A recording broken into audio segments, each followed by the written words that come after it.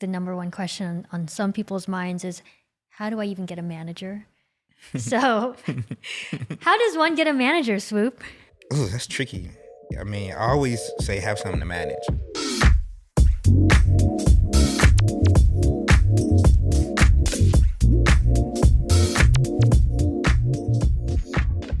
You're watching and listening to In Proximity. I'm Paola Mardo, and today we're talking management. 1 second. Oh, no. I said $25 million. Yeah, call me back. James Swoope is a talent manager at M88. His client list includes the likes of IRONHEART's Dominique Thorne, actress and musician Coco Jones, designer and entrepreneur Jeff Staple, and athlete and podcaster Matt Barnes. I'd heard of Swoope long before we met, mostly because he's worked with a lot of folks at Proximity. His breakout job in the industry was as assistant to Charles D. King on the set of Judas and the Black Messiah, which was filmed in his hometown of Cleveland, Ohio. James, or Swoope as most folks know him, is a big personality with an even bigger sense of style. He's a unique individual, he even calls himself a unicorn, and that kind of energy is rare, even in Hollywood. But it's important in what he does. Today, he breaks down exactly what he does as a manager, how to get one, hot takes on industry issues, and how to keep creating while keeping your business in check. Here's my conversation with James Swoope. All right, you got it? Okay, close that deal. All right. Swoope, welcome to Proximity. Thank you for being here. Of course. Long time coming. Yes. So we've revamped the show a little bit, but we're keeping some of the elements we love about it, including a surprise voice memo. I'm going to play a little question from someone who I'm sure you will find out and figure out who it is. Oh, that's crazy. But we got someone for you. All right, let's They do have it. a little question. You'll figure out who it is, and then you'll answer the question. Here we go. James Swoope, this is your friend Charles D. King, and I have a question for you. How were you able to navigate from Cleveland, Ohio, when you didn't come up through the traditional course and training of the industry in Los Angeles, and to become such a talented rising star in the management world of film, television, and multi-hyphenates? And can you tell us how your individuality and uniqueness and sense of style has played a part and contributed to that? And then the last thing is, why do you call yourself a unicorn? I feel like he always wanted to ask that last question. This is his time. This is his That was moment. a couple of questions, so I wrote it down so we don't forget. Actually, can you first, for the listeners who don't know, and viewers, who do we just hear again, and how do you know each other? So that was Charles D. King. And I mean, Charles is Charles. You know, he's the amazing, CEO of Macro, an innovator, used to be agent. I always look at Charles as someone who, I like to say he saved my life, and, he's one of the reasons why I'm here. And I wouldn't be here without him. I've said that to people before, and they was like, no, you wouldn't be here without you. And it's like, well, yeah, but like God still put people in your life. Yeah. And you have to take advantage of those things. And Charles is one of the people who I feel like was divine timing and someone who I met and was the springboard to help take me to the next level. So, yep, that's Charles King. Yeah. In a nutshell. So, and I love that he asked you these questions because it's very fitting for how you guys know each other. First one, how are you able to navigate from Cleveland, Ohio, when you didn't come up through the traditional course and training of the industry in Los Angeles? Wow, that's a loaded question. Without going, into like deep story mode, for me, it was never letting go of a dream, right? And also being wise enough to know that your dream can come from any type of interaction and from anywhere.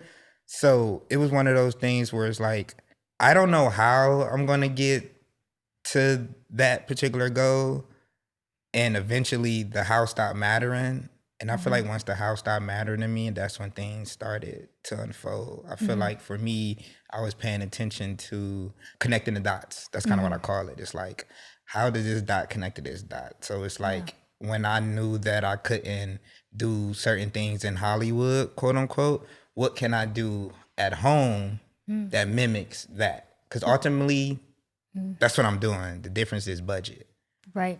So that was kind of what I focused on when it comes to navigating. It's like, if you're doing what you can do at the best ability where you at, the other opportunities kind of just come and you take advantage of it. He asked about like your individuality and your uniqueness and your sense of style and how that plays a part in what you do. Can you talk a little bit about that?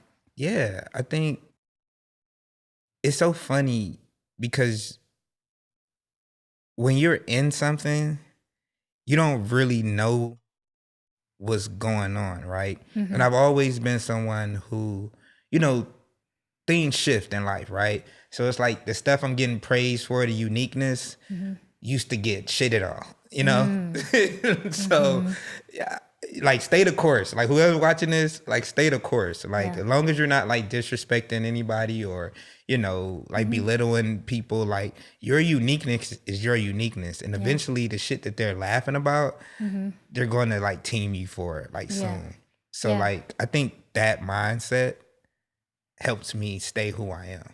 Yeah. And don't worry, because, I mean, you are who you are. It's easier to be who you are than it is to, like, fake. Yeah. Why do you call yourself a unicorn? I call myself a unicorn because I know that I'm different.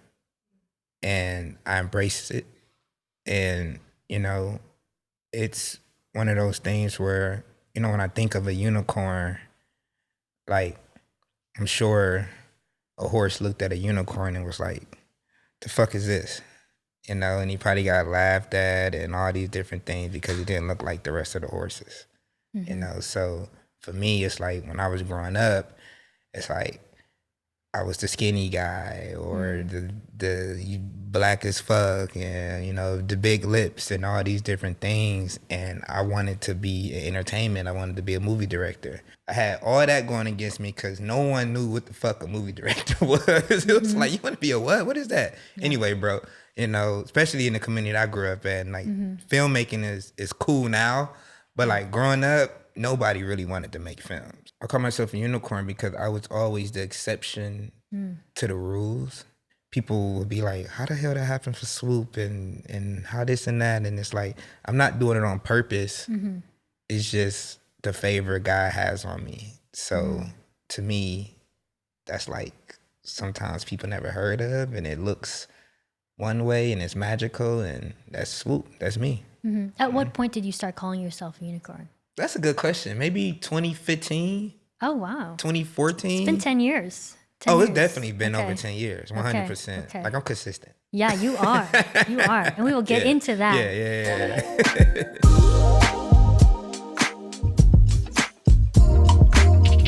And I do want to point out this too, because I really truly think this is important. And I don't know if I'm gonna get to tell this story later on. So maybe I won't tell the story, but just tell you kind of. Just jump into it. We're on a podcast. Yeah. All right, let's do it. Lillian Plies is head of extra casting in Cleveland, Ohio, and she gave me my shot as an intern to get into extras casting. And was this your first sort of quote unquote Hollywood job? That was my first. Yes. Or entertainment industry job, I guess. It was. Okay. Yes, 100%. Cool. And she gave me, the opportunity to intern. That internship turned into me actually, working as her assistant. And the story that I like to tell is when we were working on The Marksman, which was the Liam Neeson movie, we saw this article that said Judas and the Black Messiah. It was called Jesus was my homeboy at the time. But Judas is coming to Cleveland for casting. And they had already kind of knew about the project a little bit. It was like, oh, it's coming to Cleveland. Like, we thought they was doing the casting in Pittsburgh. So they were like, oh, we need to get on this. Like, because it was finally a black movie that came to, Cleveland. Wait, did you guys know the log line or anything? Or you just knew the title? We had a log line. Okay. We're on IMDb, looking for, the producers and, who's a part of the project. And, one of the people who's a part of the project was Charles King. And, they were like, oh, Charles King is a part of the project. And I was like, who the fuck is Charles King? And I was like, you don't know who Charles King is? Charles King, da da da da. And I'm like, yo, like, relax. Like, okay. But I noticed that it's because Charles, project was The Land, which was Stephen Capel, who is my mentor and friend, first movie. So, which was the first movie I interned on. So it was easy for me to make the phone call. I don't know who the fuck I thought it was actually. I was like, oh, that's easy. Let me call Steven and just get Charles' number. So I called Steven and I was like, connecting the dots. Yeah. And I was like, Steven, like, I need Charles King's number. This is project, da da da da. And he was like, bro, I can't just give you Charles' number. Like, what I can do is give you the number to Macro. I asked to speak to Poppy Hanks and tell her what you need. I was like, all right, I didn't care. Like, called Poppy, head of film at Macro at the time. Poppy. And they actually called me back. Like, shout out to Kyle. Kyle was her assistant at the time, Kyle from Macro. And I know some assistants who probably wouldn't even deliver the message. Like, who the fuck is Jane Swoope? Whatever. Yeah. But shout out to Kyle for delivering the message to Poppy. And Poppy actually called me back. And Poppy said they were sticking with the people in Pittsburgh. So I was like, oh, okay, cool, whatever. Eventually, a couple weeks go by and I get, the opportunity to be Charles' assistant for the movie. And, that was a difficult conversation. I remember having so many conversations with my colleagues at the time, which was, Jillian Hall and Will Moore and Lavelle Brown. Like, we just trying to figure out, what's the best way to approach her with it. And they was just like, bro, just tell her, like, Lillian ain't like that. Like, and Lillian said it, like, what kind of mentor would I be if I was to hold you back? Yes, you got something that we all wanted, but, like, you also got the opportunity to work with the producer. Go fly. Yeah. And I remember sitting in the office one day at work. That's great. And Ryan called me in his office and was like, hey, did you used to work in casting? And I was like, yeah. And he was like, huh. He was like, what's she working on? And I was like, honestly, this is the last day of The Marksman. And he was like, well, we've been needing help in that area. Do you think she can do this? And I was able to help us hire the company that I used to work for anyway. That's amazing. So that kind of stuff to me is like, that's why I do this.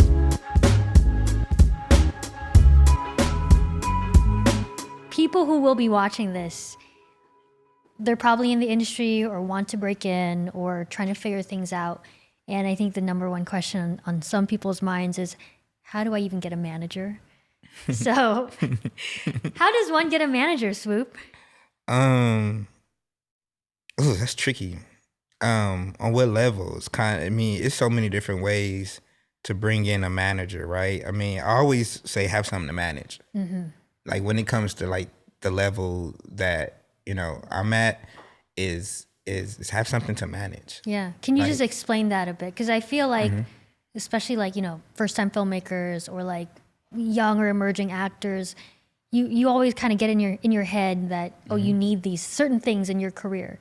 One is like a representative, whether it's a manager or agent. So, but you're saying you need to have something to manage, which makes sense. But can you explain that a little bit more for them? I feel like people forget that they are artists, right? And they get so caught up in the business that they really don't know about, which is fine, that it kind of take away from what they're creating.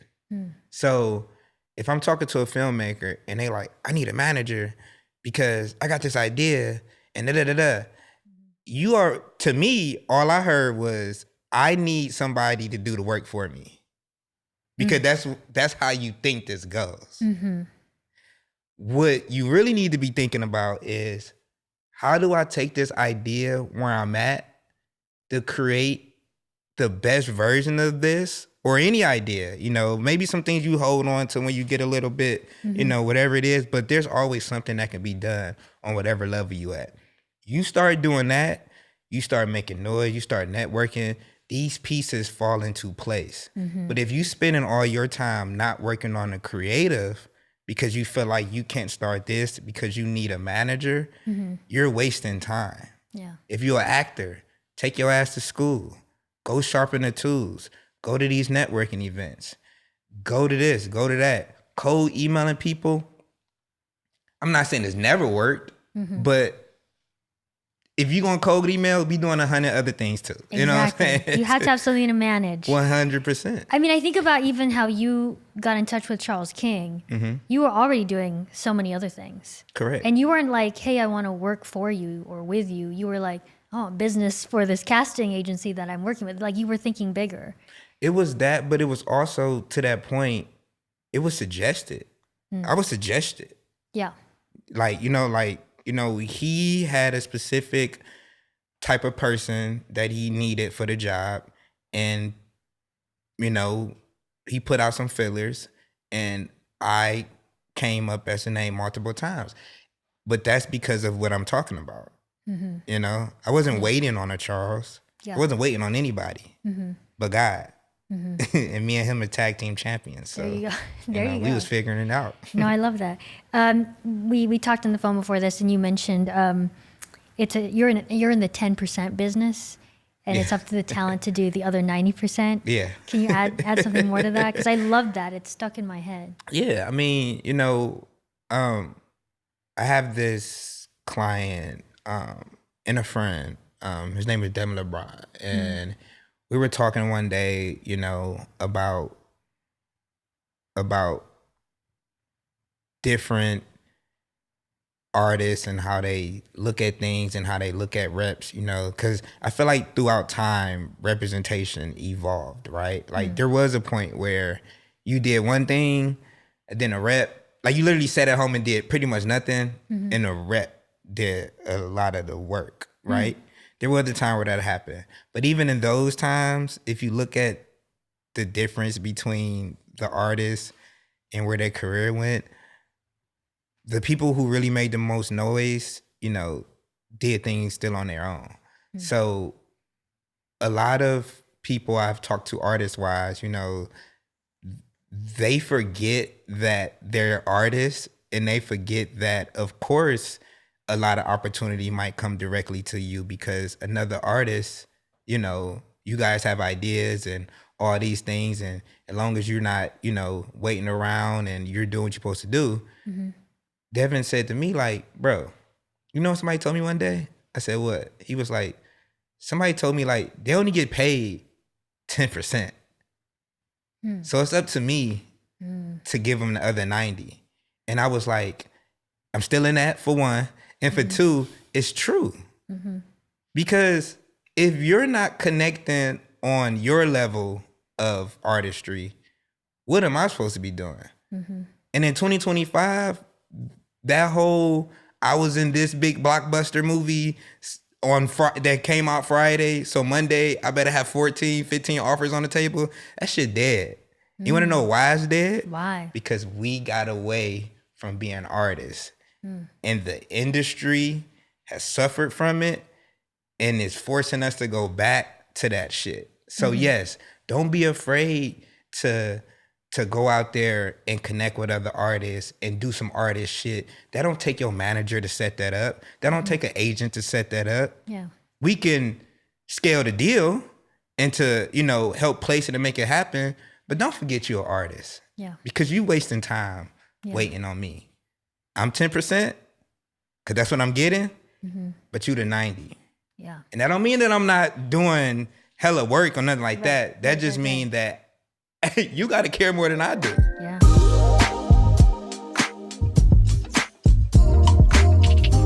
So what does a manager actually do, though? If you were to explain this to someone, and maybe to be more specific, how do you approach management? Yeah, I'm about to say, I don't know how everybody else works. How do you do it? Because I'm noticing, for me, again, I know my strengths. I know everyone isn't for me. But for me, what I've noticed with artists is they just need something to believe in that helps complement where they trying to go. So I believe that I'm really good at pulling that out of people, and making sure that they get it done, you know? That's a really specific skill. It is. Like, how do you do, like, I can't comprehend how you do that. I realized that that's just what I'm good at, right? And I've took that type and I paired it to like, what am I passionate about? And what I'm passionate about are people and entertainment. So like, how can I help people through entertainment, right? Yeah. Then I realized like, how can that makes me money? So like, how can I add all these three things together? Yeah. And I believe that's what it is. So like, some people come to management, you know, to a manager, like for like, I need a specific strategy. Yeah. How to do that. Like, yeah, like we gonna strategize, but like, I also want you to like remember who you are as a person too. Because that's a part of strategy. It's a lot of reps that don't care about that part, which is fine because that's how they run their business. And some artists don't want you to, which is fine. Then you're not the one for me. But for me specifically, I like to understand who you are, how you think, what you like to do, and like what risks we gonna take. And I believe for me, I'm the person that push a little more than other people. Yeah. What's the difference between a manager and an agent? Because I think that gets a little confusing for people at times. I was about to say we care. No. Shout out to agents. Agents are more transactional, which is fine, right? I feel like if you use the agency right, and all the stars align, an agency can be your record label. You know, it can really help move you forward. Yeah. But a lot of stuff has to be put into place for that. Yeah. I feel like for the management side, you know, and some agents are different. Like I want to preference this by saying like everybody is definitely different. Right. Just like you do your job very different. Exactly. Yeah. But like overall, like like agents ain't trying to sit up there and take your calls and hear your fucking problems. Like their job is to fucking go get you a job. Like they don't care. Like you going to school, cool. My job isn't like, I don't care about you going to school. Like my job is to get you a job. Like, Yeah. You know what I'm saying? Yeah. And my job is to get the agent to think in a more, you know, palatable way of whatever that client wants. Yeah. Which can be a sometimes of a headache. But again, I truly think the manager's job is just more personable and the agent job is more transactional. I just wrote some jobs down that I feel like are like what managers do, but you tell me if I'm wrong. Are you like a coach, a guidance counselor, therapist, all of the above, or none at all? 100% all of the above. 100%. Okay. 100%. Okay. Yeah. Checks out. Yeah. Yeah. Police. That's so interesting. Police. Detective. Detective I can see. There's a show here.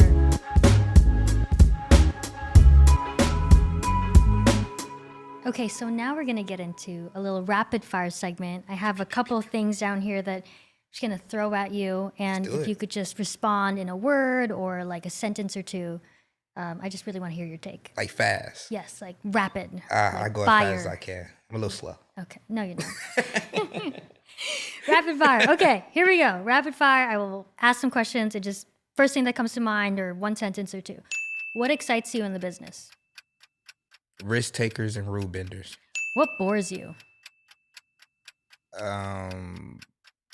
The business. What's hot right now in entertainment? What's hot right now in entertainment? Ooh, that's tricky. What's hot right now in entertainment? Streamers? What's not hot? I don't know. This business, you don't know. It all goes back. Yeah. Biggest challenge faced by manager or talent rep today? Getting an artist to understand patience. Biggest opportunities for emerging talent?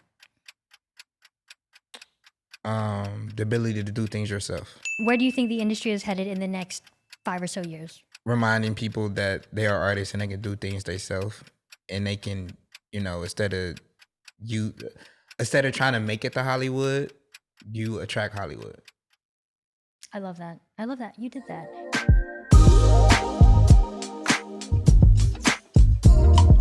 So Swoope, this is the part of the show where we learn a little bit more about you and your process. And you brought something in. Yes. And I actually love what you brought, but I'm going to bring it out. You will talk about it. Can you tell our listeners, for those who are not, for those who see it, but also for those who are just listening, what'd you bring in? Okay, let's start with the Three Ninjas. Wow. So he brought basically 2 VHS tapes, Mm-hmm. and the first one he's holding in his hand is, I would say, a 90s classic, Three 100%. Ninjas, classic film. 3 brothers taught martial arts by their grandfather, and they just get into an adventure after being kidnapped by a rogue ex-student of said grandpa, and ninja chaos ensues. Yeah. I mean, I think that was a good way of you saying like, 3 young white, teenagers were taught by their Japanese grandfather. There you go. To combat the Yeah. FBI. Yeah. I'm going to have to rewatch this. And like, was a parent Asian? I don't know. Was a parent Japanese? I'm not sure. I could tell you for sure, these 3 kids got 0 Asian in them.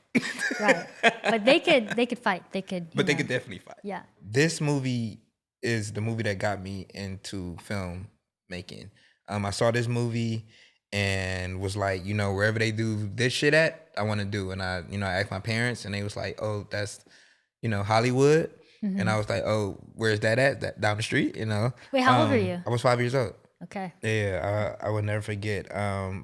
So this forever lives with me, because if it wasn't for John and these amazing 3 ninjas right here, I wouldn't be here. I don't think, I feel like movies driven by kids don't get enough credit, especially, when we talk about representation. Like, we always talk about, race, but like representation is also like, I'm a kid and I'm watching a kid do some shit.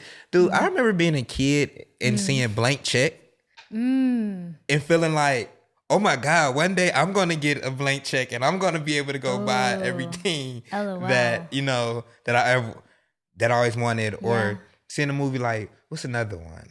You got Blank Check, you got Richie Rich, seeing Macaulay Culkin. Like, he was the ultimate kid that inspired kids. Jonathan Taylor Thomas,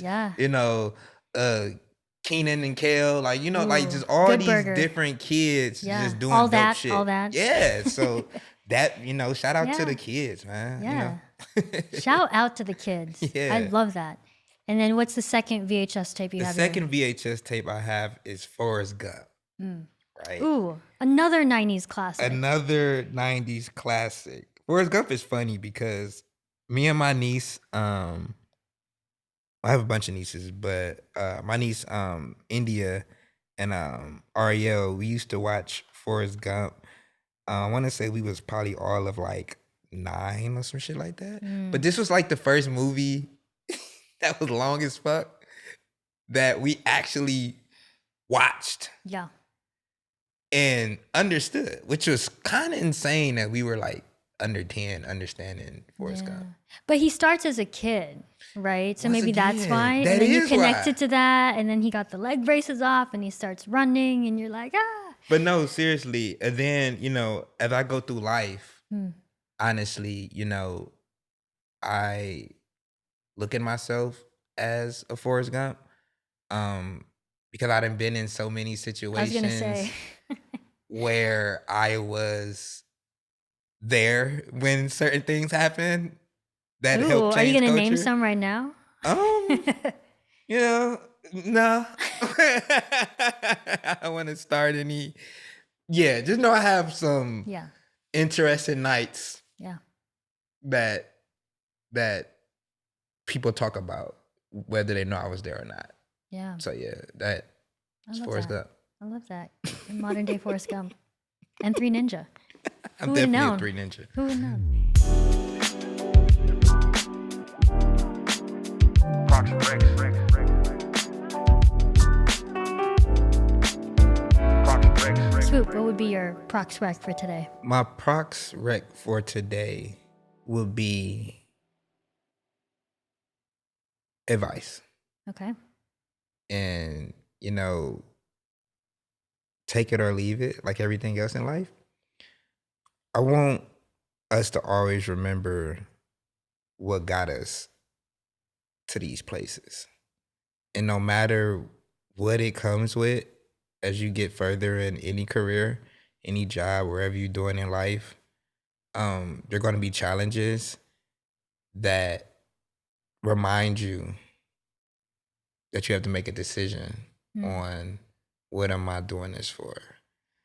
And I want people to remember, if you're a filmmaker, make films. I don't care what level you're on, until you can get to whatever that goal is on your board. But just make the film. If you are a musician, make music, put it out. If you're an actor, act. I don't care what you do in this world, do it.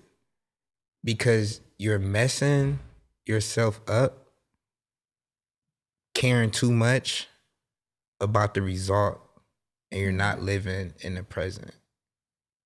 So you have to ask yourself, is this something you really want to do?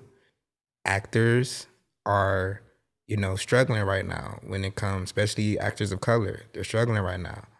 So what should you do about that? Are you going to wait on Hollywood? Or are you going to go take the opportunity that presents itself when they take them? I'm not saying take, crazy shit, but just open up more and remember why you're here and why you do this. Because those are the ones who go off into legendary status. And always remember too, is like, have patience with this. I tell people all the time, like, in order to be Beyonce now, you gotta be Beyonce then. So it's easy for you to look at where she's at now and wanna mimic that shit, Right. forgetting that she was also in a group. She was also coached by her dad. She was also on Star Search. Like, all these things happened before she was Cowboy Carter. Have some patience, do the work, enjoy this shit. And like, that's my advice. Don't forget where you came from. Don't forget why you started this. Ooh, I love that. I think that's perfect advice and just a perfect way to end our conversation and your first, hopefully not the last appearance on In Proximity. Thanks for being here today, Swoope. For sure. And can I shout out something right quick? Yeah. I'm truly, truly, truly proud of my city, Cleveland, Ohio. We have an amazing young Black mayor. And I feel like he's, helping turn the city around. I love what our filmmakers in the city is doing. Shout out to Jillian Hart. That's my producer partner and my heart and my homie. But I just, love what they're doing in that space. I love what the music space is doing. I love what I'm From Cleveland is doing. Shout out to John, for being the heart of the culture, and all the DJs. I feel like we honestly have the best DJs in the world. I know New York probably side-eyeing me, but like, I really truly believe that. But just like everybody just in the city, like, I just, I do this stuff for you guys. I do this stuff for my family who's from Cleveland. But I just want you guys to know that, the goal is to always give back and to take what I learned and figure out how to, help the city more. And I love you guys. So that's just what I wanted to say. I love that. Cue the music. Thank you, Swoope. Thank you. In Proximity is a production of Proximity Media. The show is hosted, directed, and produced by Paola Mardo. Executive producers are Ryan Coogler, Zinzi Coogler, and Sev Ohanian. Theme song and additional music by Ludwig Göransson. Patrick Apino is our co-director and director of photography. Ken Nana is our sound designer and mix engineer. The production team includes Brittany Brown, Isabella Miller, and Alexandria Santana. Follow us on social media at Proximity Media. For transcripts and more information, head to proximitymedia.com.